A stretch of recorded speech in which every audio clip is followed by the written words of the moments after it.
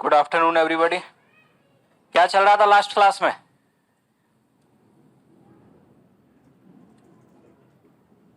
Government of India act.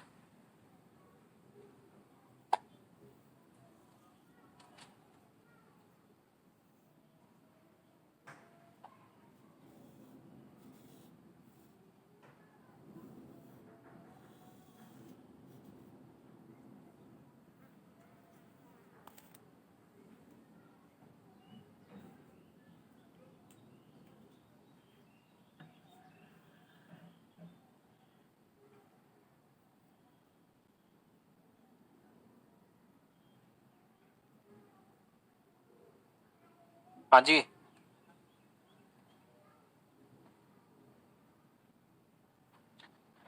Separation of power का concept लाने के लिए जो 1833 में सलाहकारी जो परिषद थी वो लेजिस्लेटिव एडवाइस भी देती थी, एग्जीक्यूटिव भी। अब एक व्यक्ति एडवाइस दो दे रहा है तो स्पेशलाइजेशन भी नहीं आता और सेपरेशन ऑफ पावर का वायलेशन है, इसलिए किया गया। तो सुधार करने की उन्हें जरूरत महसूस हुई। अगर लगता है कि कहीं सुधार करना है तो उन्होंने उठाया एक्शन उस पर। नेक्स्ट, तो गवर्नमेंट ऑफ इंडिया एक्ट 1861, ठीक, या इसे हम कहते हैं इंडियन काउंसिल एक्ट 1861। इसको समझने से पहले जरा एक पॉइंट समझ लो। हमने आपको बताया कि 1853 में जो आपके गवर्नर जनरल ऑफ इंडिया था,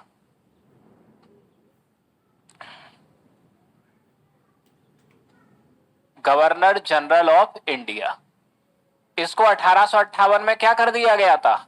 इसको रीनेम करके governor general of India and viceroy, ये व्यक्ति कर दिया गया था। अब आगे समझना इसका सिस्टम।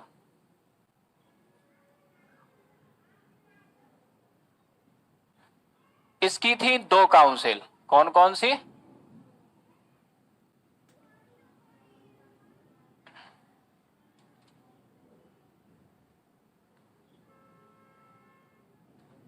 लेजिस्लेटिव काउंसिल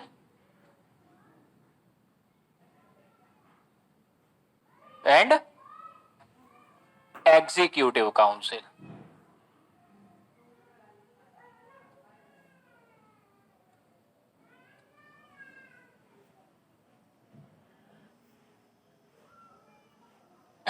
अब आपके क्या होगा आगे का सिस्टम समझना। 1857 में आपके भारत में होती है क्या? क्रांति, ठीक है। 1858 में आता है भारत में ब्रिटिश क्राउन का शासन, ठीक। अब यहां दो चीजें थी आपके। एक तो क्या होगा कि यहां समय के साथ जो आपके भारतीय होंगे ये राष्ट्रीय स्वतंत्रता आंदोलन शुरू करेंगे, Indian freedom struggle. Indian freedom struggle का आपके उद्देश्य क्या था? भारतीयों का शासन भारतीयों के द्वारा किया जाए, पहला तो आपके ये। अब दूसरा क्या हुआ कि 1858 में आपके क्राउन का शासन आता है, ठीक है, ब्रिटिश क्राउन का शासन। तो अब यहां क्या होगा कि जब ब्रिटिश क्राउन का शासन आपके आएगा तो इन्हें कम से कम ये तो शो करना पड़ेगा ना कि ईस्ट इंडिया कंपनी से इनका शासन क्या है, बेहतर है। ये इनको भी शो करना है। ब्रिटिश क्राउन इंग्लैंड में कैसा शासन कर रहे थे? डेमोक्रेटिक, ठीक। तो एक प्रयास ये भी तो करेंगे कि यहां भले ही सीमित मात्रा में हो लेकिन डेमोक्रेटिक शासन की स्थापना हो जाए, भले ही अंतिम कंट्रोल किसका हो? ब्रिटिश क्राउन का हो। किसके लिए? अपनी गुडविल को बचाने के लिए। हालांकि चाहेंगे नहीं डेमोक्रेसी आए, ठीक, लेकिन अपनी गुडविल को बचाने के लिए और ईस्ट इंडिया कंपनी से अपना शासन बेहतर प्रूव करने के लिए ये भी थोड़े थोड़े डेमोक्रेसी के एलिमेंट्स को लाएंगे। और इधर भारतीय समय के साथ डिमांड करेंगे क्या कि भारतीयों का शासन भारतीयों के हाथों में दिया जाए, ठीक। तो इधर इंडियंस की डिमांड और इधर ब्रिटिश क्राउन, ये अपनी छवि को सुधारने के लिए क्या करेंगे? समय के साथ लेजिस्लेटिव काउंसिल और एग्जीक्यूटिव काउंसिल का इंडियनाइजेशन शुरू करेंगे। इंडियनाइजेशन यानी कि भारतीयकरण। जब ये दोनों काउंसिल आपके 1853 में बनी थी तो इनमें सिर्फ कौन आते थे? ब्रिटिशर्स, ठीक। 1858 में जब ब्रिटिश क्राउन का शासन आया यहां से इन दोनों काउंसिल का इंडियनाइजेशन शुरू होता है। और 1861 के एक्ट में पहली बार लेजिस्लेटिव काउंसिल में 3 इंडियन मेंबर्स आते हैं, यानी कि ब्रिटिश क्राउन ने प्रूव कर दिया कि वो भारतीयों की भागीदारी को समय के साथ बढ़ाएंगे, ठीक। और इधर इंडियंस की भी डिमांड थी। फिर इधर आपके भारत में क्या होगा? कांग्रेस का गठन होगा। कांग्रेस भी यही डिमांड करेगी, शासन और प्रशासन में भारतीयों की भागीदारी को बढ़ाया जाए। ठीक, तो कांग्रेस की डिमांड को आपके देखते हुए क्या होगा, फिर लेजिस्लेटिव काउंसिल में आपके इंडियंस के लिए इनडायरेक्ट इलेक्शन की शुरुआत होगी और आगे चल के डायरेक्ट इलेक्शन की शुरुआत होगी। और कांग्रेस की बढ़ती हुई इसी डिमांड को देखते हुए फिर एग्जीक्यूटिव काउंसिल में इंडियंस आना शुरू होंगे। ठीक, तो एक सिस्टमेटिक तरीके से यहां होगा क्या, इन दोनों काउंसिल का होगा इंडियनाइजेशन। तो आगे के जितने भी हम एक्ट देखेंगे उन सारे एक्ट में हम क्या देखते हैं, इंडियन काउंसिल एक्ट। इसका मतलब यहां इन काउंसिल में रिफॉर्म किया गया है, कोई ना कोई रिफॉर्म होगा। तो आगे के जितने भी आपके एक्ट्स आएंगे उनका ऑब्जेक्टिव यह है कि legislative council and executive council का इंडियनाइजेशन किस मात्रा तक करना है, कितना करना है, और इंडियंस जो इन काउंसिल्स में आएंगे उनको किस तरीके से लेकर आना है। ठीक है, तो अब यहां याद रखना, सबसे पहले लेजिस्लेटिव काउंसिल।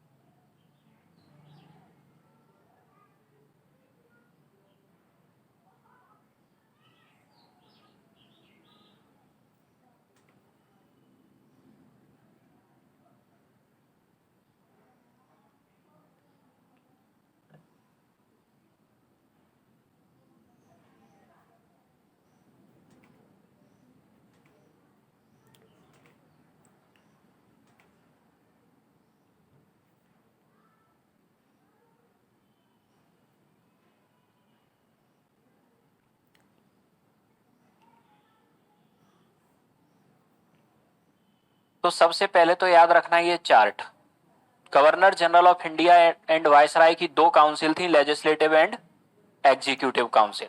ठीक है, 1858 के बाद दोनों काउंसिल का होता है इंडियनाइजेशन स्टार्ट, यानी कि दोनों काउंसिल में आपके भारतीय सदस्यों की आपके एंट्री शुरू होती है। एंट्री आपके सिस्टमेटिक तरीके से होती कैसे है? सबसे पहले लेजिस्लेटिव काउंसिल में इंडियंस जाना शुरू होते हैं 1861 से। ठीक है, किस मेथड के द्वारा? नॉमिनेशन, गवर्नर जनरल नॉमिनेट करता था। 1892 में आपके इनडायरेक्ट इलेक्शन से इंडियंस की एंट्री होती है। 1909 में डायरेक्ट इलेक्शन से, यानी कि इसमें हर एक्ट में साइज भी बढ़ता जा रहा है लेजिस्लेटिव काउंसिल का। ठीक है, और यहां मेथड्स भी बदलती जा रही हैं। 1919 में ये लेजिस्लेटिव काउंसिल इसको बाइकैम्बरल सिस्टम में कन्वर्ट कर दिया जाता है, यानी लोकसभा एंड राज्यसभा, ये दोनों कंसेप्ट यहां आते हैं।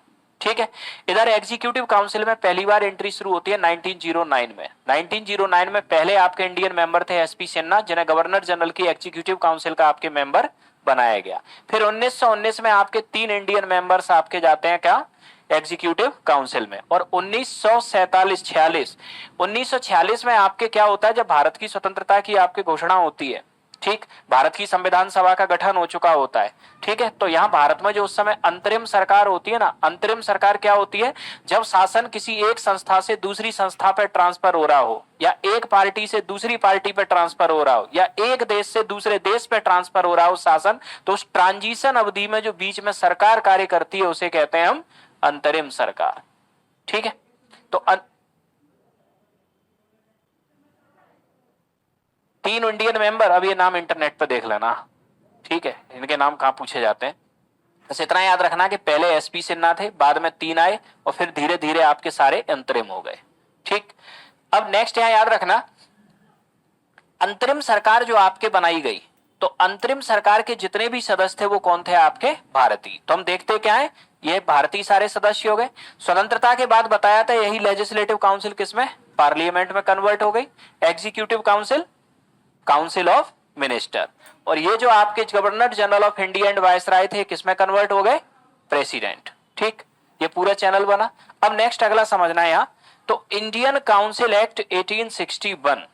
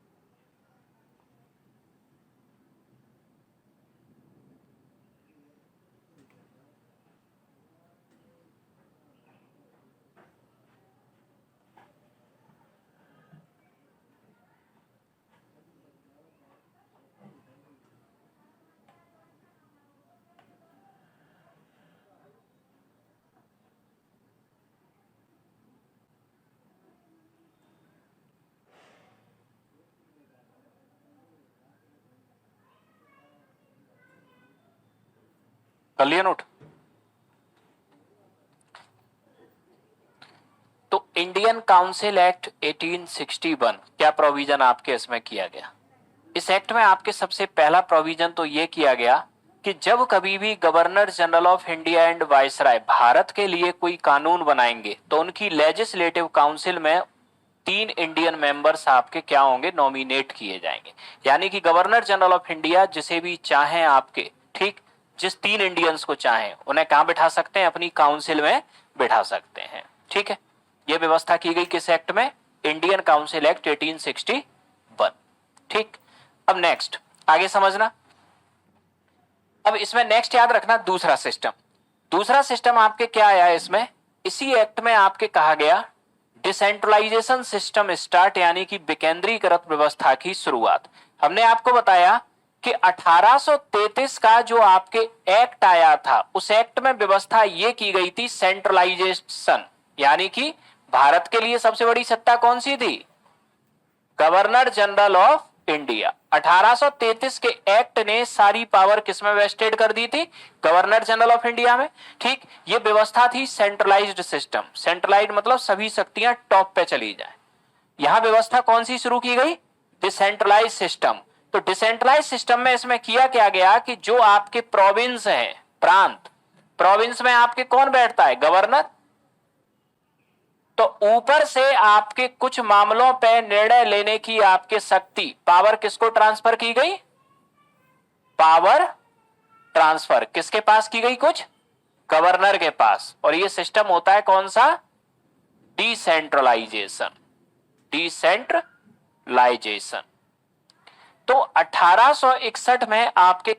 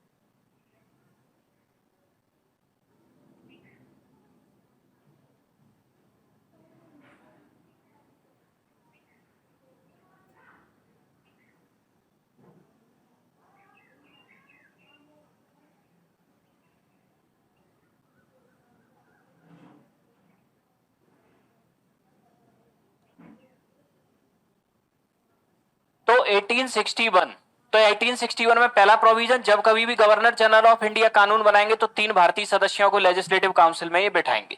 दूसरा प्रोविजन डिसेंट्रलाइजेशन की शुरुआत होती है। ठीक, यानी कि आपके जो प्रोविंस के जो गवर्नर थे इन्हें भी सीमित मात्रा में आपके कानून बनाने की या निर्णय लेने की शक्ति प्रदान की गई। इस सिस्टम को कहते हैं डिसेंट्रलाइजेशन। सेंट्रलाइजेशन पावर्स का टॉप पे होना, डिसेंट्रलाइजेशन टॉप से बॉटम की तरफ जाना। ठीक है, अगला सिस्टम समझना। अब इसी एक्ट के द्वारा आपके किया क्या गया? गवर्नर जनरल को आपके ऑर्डिनेंस इशू करने और वीटो लेने की आपके क्या दी गई? पावर दी गई। अब जरा इसे हम समझ लें पहले कि ऑर्डिनेंस और वीटो ये दोनों चीजें आपके हैं क्या। ठीक, तो सबसे पहले वर्तमान में कोई कानून आपके बनता है तो कैसे बनता है? यह है आपके लोकसभा,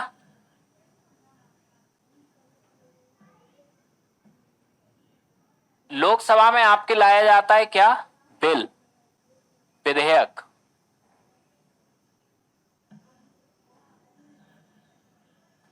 फिर लोकसभा से अगर ये पास हो गया तो कहां जाता है? राज्यसभा। और राज्यसभा से भी अगर आपके ये पास हो गया तो अब कहां जाएगा? प्रेसिडेंट। और प्रेसिडेंट आपके जब इस पे साइन कर दे तो आपके ये बन जाता है क्या? एक्ट। प्रेसिडेंट अगर साइन कर दे तो ये बन गया एक्ट। ठीक है।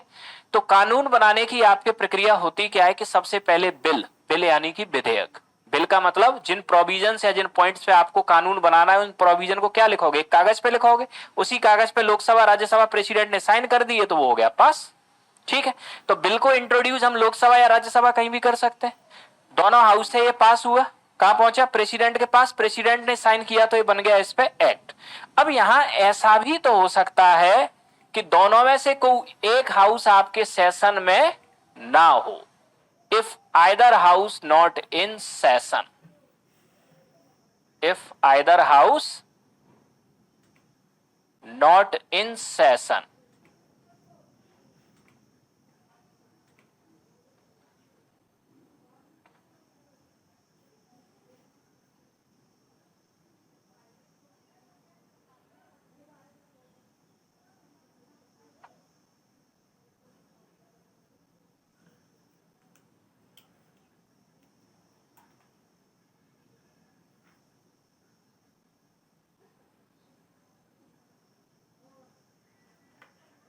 ठीक। तो अगर हम आपके बिल की बात करें तो बिल लोकसभा से पास होगा, फिर राज्यसभा से, और प्रेसिडेंट साइन कर दे तो ये एक्ट बना। ठीक। इसका मतलब आपके कोई भी बिल दोनों हाउस से पास होना जरूरी है, तभी प्रेसिडेंट के पास जाएगा। अगर कहीं ऐसी कोई बात हो गई कि आपके दोनों में से कोई एक हाउस सेशन में नहीं है तो इसका मतलब ये तो पहुंचेगा ही नहीं प्रेसिडेंट के पास, दोनों हाउस से पास होगा तभी जाएगा। ठीक। तो अब ऐसी स्थिति में देश में कोई कानून बनाना क्या हो जाए, जरूरी हो जाए, और संसद आपके सत्र में नहीं है तो फिर कानून बनेगा कैसे। तो ऐसी किसी परिस्थिति से निपटने के लिए प्रेसिडेंट को पावर दी जाती है ऑर्डिनेंस इशू करने की। अगर आपके पार्लियामेंट का दोनों में से कोई भी आपके हाउस सेशन में नहीं है तो इस कंडीशन में आपके प्रेसिडेंट आपके क्या इशू करता है, ऑर्डिनेंस, अध्यादेश, ऑर्डिनेंस।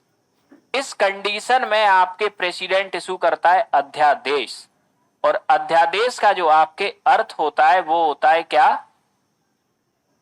टेम्परेरी एक्ट, अस्थाई कानून। ठीक है। अब आपके अस्थाई कानून प्रेसिडेंट जब चाहे तब ऑर्डिनेंस इशू करके बना सकता है, लेकिन ऑर्डिनेंस इशू कब हो रहा है, जब दोनों में से एक हाउस सेशन में ना हो। ठीक है। अस्थाई कानून आपके यहां बना। अब नेक्स्ट आगे समझना, अब ये टेम्परेरी एक्ट कुछ अवधि के लिए तो चल जाएगा, लेकिन जब आपके पार्लियामेंट सेशन में आए, पार्लियामेंट के सेशन में आने के बाद अब ये आपके पार्लियामेंट से क्या होगा, पास। अगर ये पास हो गया आपके पार्लियामेंट में सेशन में आने के 6 वीक के अंदर तो आपके ये परमानेंट एक्ट बन जाएगा, नहीं तो आपके ये लैप्स हो जाएगा। ये प्रोसीजर आपके होता है। तो सबसे पहले तो आपने देखा कि ऑर्डिनेंस का मतलब क्या है, टेम्परेरी एक्ट। लाया कब जाता है, जब पार्लियामेंट का दोनों में से एक हाउस सेशन में ना हो। ठीक है। जब भी पार्लियामेंट सेशन में आपके आएगी तब ये पार्लियामेंट से पास होना जरूरी है, अगर पास नहीं हुआ तो ये समाप्त हो जाएगा। ठीक। तो अब यहां ये व्यवस्था आपके जो ये ऑर्डिनेंस वाली थी, अब इसे हम उस टाइम लेके आए, उस टाइम भी तो कानून बनाता था गवर्नर जनरल ऑफ इंडिया। ठीक। तो अब यहां क्या था, उस समय ये हो गई लेजिस्लेटिव काउंसिल, लेजिस्लेटिव काउंसिल। ठीक है।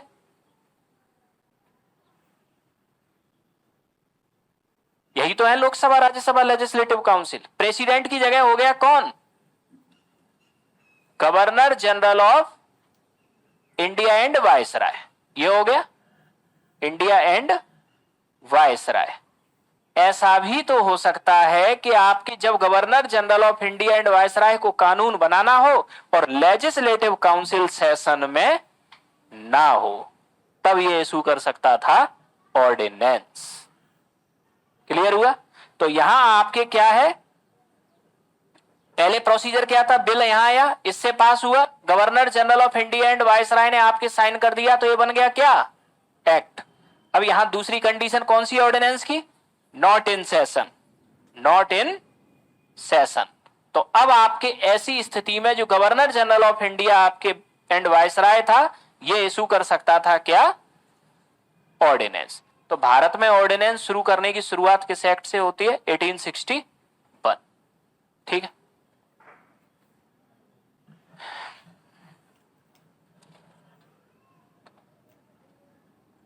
क्या करें, ये लिख लिया,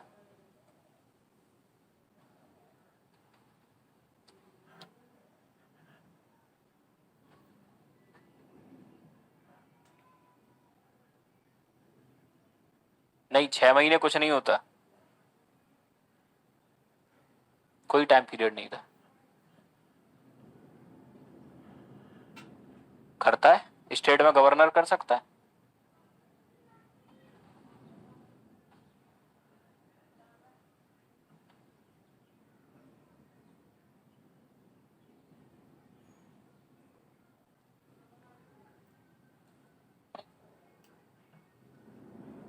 ये प्रक्रिया आपके क्या थी, पहले संविधान तो था नहीं, इसी को जब भारतीय संविधान में लिया गया तो आर्टिकल 123 में डिस्क्राइब कर दिया गया।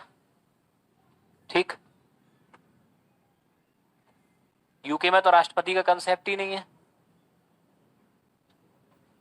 है क्या?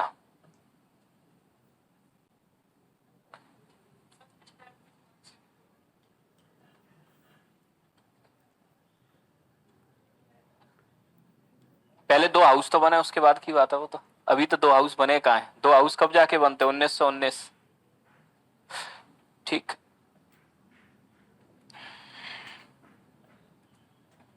देखो तब हम लोग गुलाम देश थे, उन्होंने जितना कर दिया उतना बहुत है, इससे ज्यादा की डिमांड हम कर नहीं सकते थे उनसे।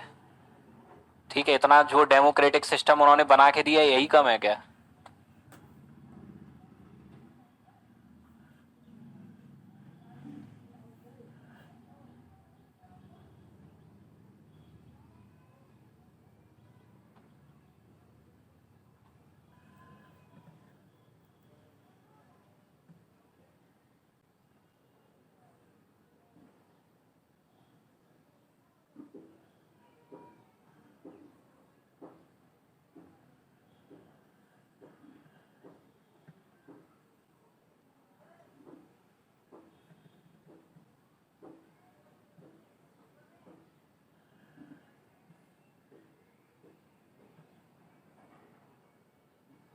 ये क्लियर हुआ है पॉइंट?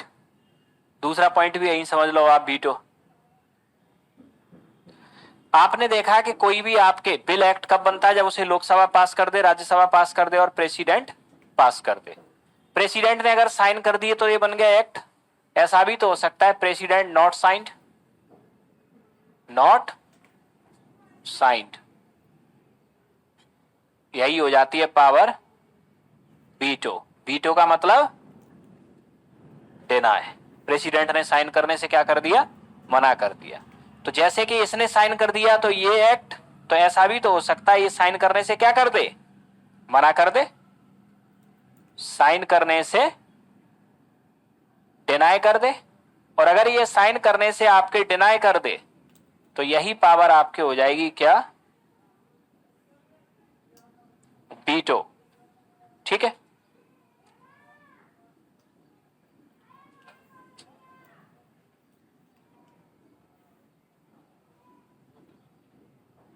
क्या होता है?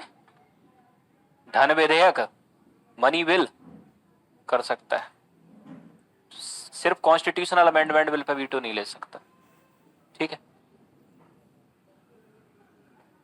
आगे देखेंगे सबको। अभी तो हम कॉन्स्टिट्यूशनल डेवलपमेंट देख रहे हैं। अभी हमारा संविधान बना कहाँ है? हमारा तो संविधान कब बनेगा? 1950 में। ये तो कॉन्स्टिट्यूशनल डेवलपमेंट ब्रिटिशर्स के कौन से लॉ थे? क्योंकि आगे चल के इन्हीं लॉ को आधार बना के हमने अपना संविधान बनाया था। ठीक है, तो ये दोनों पॉइंट क्लियर हुए, ऑर्डिनेंस इशू करना और वीटो। अब अगला पॉइंट समझना। अब इस एक्ट में अगला पॉइंट आप क्या देख रहे हो? इसी एक्ट में प्रोविजन किया गया था विभागीकरण व्यवस्था यानी कि पोर्टफोलियो सिस्टम का। अब पोर्टफोलियो सिस्टम का मतलब क्या होता है? Allocation of departments. ठीक, जैसे कि आपके क्या होता है, सबसे पहले पीएम ओथ लेता है, फिर पीएम क्या करता है? मंत्रालय सब में बांटता है, agriculture minister, home minister, defence minister, railway minister. तो ये विभिन्न विभिन्न व्यक्तियों को मंत्रालय देना या विभाग देना, यही कहलाता है पोर्टफोलियो सिस्टम। ठीक, 1861 से पहले सारे के सारे विभाग होते थे वो गवर्नर जनरल ऑफ इंडिया के अधीन होते थे। 1861 में आपके इन्होंने क्या किया? 4 सचिव बनाए और 4 विभागों से शुरुआत की। ठीक है, गृह, वित्त, रक्षा और मुद्रा। ठीक है, यानी कि आपके होम, फाइनेंस, ठीक है, करेंसी और डिफेंस। तो ये 4 डिवीजन सबसे पहले बनाई गई और चारों डिवीजन आपके 4 अलग अलग सेक्रेटरी को दे दी गई। तो एलोकेशन ऑफ डिपार्टमेंट ये कहलाता है पोर्टफोलियो सिस्टम। इसकी शुरुआत भारत में आपके होती है इंडियन काउंसिल एक्ट 1861 से। ठीक है, अब आगे समझना अगला सिस्टम। अब इंडियन काउंसिल 1861 के बाद आपके अगला एक्ट आता है कब? Indian council act 1892, 1892। अब इंडियन काउंसिल एक्ट 1892 जो आपके आता है, ठीक, उस समय तक कांग्रेस का गठन हो चुका था। कांग्रेस का गठन हो चुका था और कांग्रेस ने सबसे पहले शासन और प्रशासन में भारतीयों की भागीदारी की बात की थी। ठीक, कांग्रेस ने ही कहा था कि लेजिस्लेटिव काउंसिल में आपके इंडियंस के लिए और सीटें बढ़ाई जाएं, इलेक्शन की व्यवस्था कराई जाए जिससे कि इंडियंस लेजिस्लेटिव काउंसिल में आ सकें। तो कांग्रेस की आपके बात को आधार मान के 1892 में अगला रिफॉर्म होता है। अब 1892 में क्या होता है ये देखना।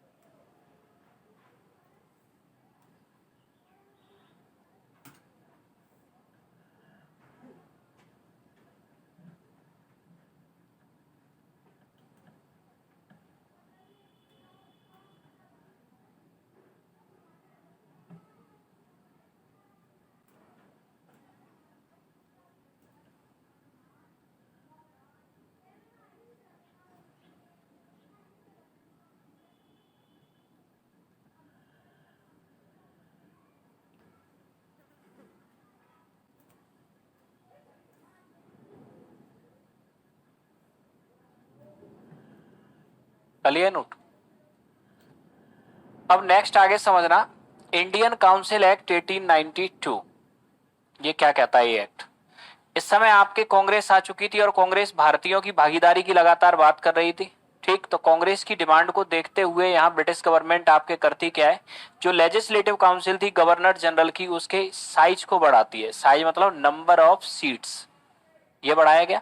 ठीक है, अब नंबर ऑफ सीट्स आपके बढ़ाई गई तो इंडियन मेंबर अब इंट्रोड्यूस हुए। लेकिन अब दूसरा क्वेश्चन ये आया कि क्या सबको नॉमिनेशन के द्वारा लाया जाए। नॉमिनेशन तो पहले ही आ चुका था, तो फिर आपके एक आ गया कि नॉमिनेशन के द्वारा लाया गया तो फिर तो गवर्नर जनरल के जो खास लोग होंगे वही आएंगे। ठीक, लेकिन पब्लिक से इलेक्टेड लोग भी आने चाहिए, तो यहां व्यवस्था की गई कि इनडायरेक्ट इलेक्शन से लाते हैं पहले। ठीक, नंबर ऑफ सीट्स जो बढ़ाई गई इसमें लेजिस्लेटिव काउंसिल है वो किस तरीके से आएंगी, इनडायरेक्ट इलेक्शन। इनडायरेक्ट इलेक्शन मतलब जब जनता स्वयं वोट ना दे, जनता के चुने गए प्रतिनिधि वोट दें। ठीक है, तो इनडायरेक्ट इलेक्शन के द्वारा इसमें सीटों को लाएंगे, ऐसी व्यवस्था बनाई गई। अब जैसे कि सेंट्रल लेजिस्लेटिव काउंसिल जो किसकी होगी, governor general of India and viceroy की। इनडायरेक्ट इलेक्शन कौन करेगा यहां, स्टेट लेजिस्लेटिव काउंसिल, राज्यों के अंदर जो विधानसभाएं होंगी, और बंगाल चैम्बर ऑफ कॉमर्स। ठीक है, ये चुनेंगे इसके सदस्य और इनके सदस्यों को कौन चुनेगा, पब्लिक। तो ये तो हो गया डायरेक्ट इलेक्शन और ये हो गया इनडायरेक्ट इलेक्शन। दूसरा देखते हैं, अब स्टेट लेजिस्लेटिव काउंसिल जो राज्य में गवर्नर को सलाह देगी। ठीक है, इसके इनडायरेक्ट इलेक्शन कौन करेगा, जिला बोर्ड, म्युनिसिपैलिटी, नगर पालिकाएं, 1882 में नगर पालिकाएं आ चुकी थी, और यूनिवर्सिटीज, विश्वविद्यालय, और इनके मेंबर्स को कौन चुनेगा, पब्लिक। तो ये इनडायरेक्ट इलेक्शन से आपके क्या हुआ, शुरुआत होती है भारत के अंदर। अब दूसरा याद रखना, 1892 से पहले लेजिस्लेटिव काउंसिल्स के पास कोई राइट्स नहीं थे, कोई अधिकार नहीं थे। जो गवर्नर जनरल कहता था वही होता था। ना ये बजट पे कुछ बोल सकते थे, ना ये क्वेश्चन पूछ सकते थे। 1892 में लेजिस्लेटिव काउंसिल को दिए गए सीमित अधिकार। ठीक, ये गवर्नर जनरल से अब क्वेश्चन पूछ सकते थे कि आप कोई एक्शन ले रहे हो तो क्यों ले रहे हो। ये भारत के लिए जो बजट आया है उस पर डिस्कस कर सकते थे। ठीक, कि भारत के लिए बजट अगर ये लाया गया है तो ये क्यों लाया गया है। ठीक है, तो बजट पे डिस्कस करने का राइट दे दिया गया और आपके गवर्नर जनरल से क्वेश्चन पूछने का राइट दे दिया गया। तो ये था आपके इंडियन काउंसिल एक्ट 1892। अब इंडियन काउंसिल एक्ट 1892 के बाद अगला एक्ट आता है government of India act 1909, Bharat शासन अधिनियम 1909। अब इस भारत शासन अधिनियम 1909 को समझने से पहले इसका एक बार बैकग्राउंड समझ लो। इस अधिनियम की प्रमुख आपकी बातें क्या थी, तो उससे पहले समझना एक जनरल बैकग्राउंड।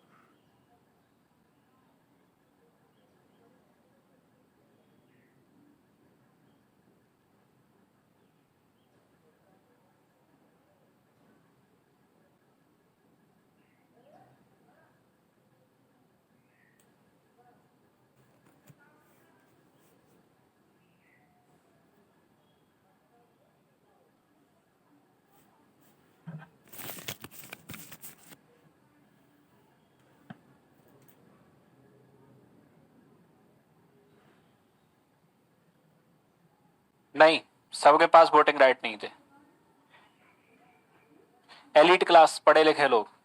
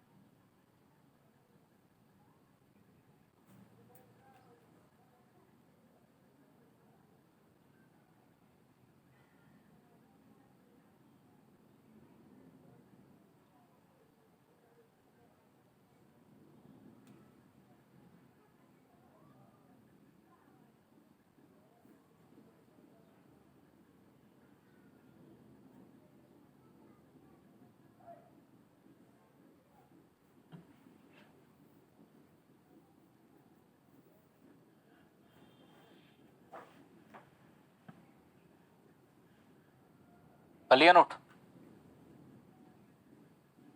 नोट कर लिया यहां तक? इसे नोट कर लो पहले कंप्लीट, फिर एक साथ समझाते हैं।